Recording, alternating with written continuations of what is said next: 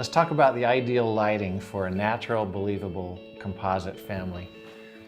The group that we're showing in the studio today should illustrate this idea that I really like the lighting strongly directional from the side.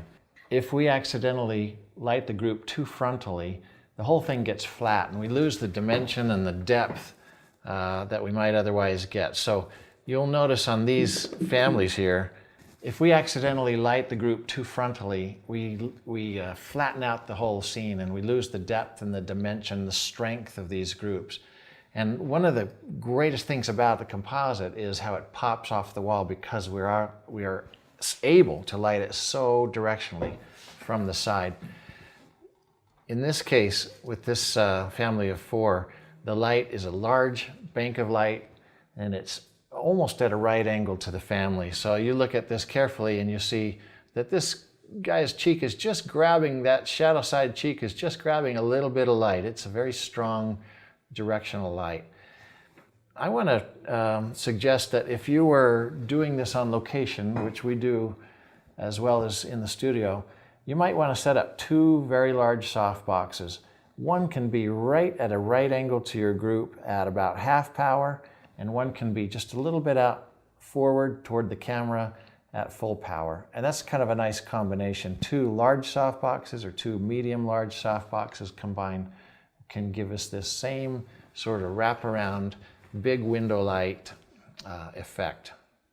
One thing I'd like to point out is the ease of this process. By breaking up the groups, you can imagine what an easier time it is for them, for the children, for the parents, for the photographer. And when I discovered that, I realized that the expressions on a composite family portrait will be head and shoulders better than they would be if we're photographing all these people together. And so if you, again, as we scan across this group, you'll notice that almost every face is just dead on perfect. We do have to do head swaps occasionally for ultra picky clients, but in many cases we'll photograph 30, 40 people without any head change or expression change. This family, we brought in one at a time. One of the groups came a separate day because they were not in town. Great advantage to this process. But I don't want the whole group standing in the room at one time. This is part of sort of personal feelings that I've developed after doing dozens and dozens of large groups this way. If we can get individual groups alone for 10 minutes, we can try 2 or 3 different arrangements on that group and draw out good expressions from the children and keep the others all out in the waiting room. That way, all the other children are fresh when they arrive. They're not kind of waiting and watching and worn out by the time they get in front of the camera.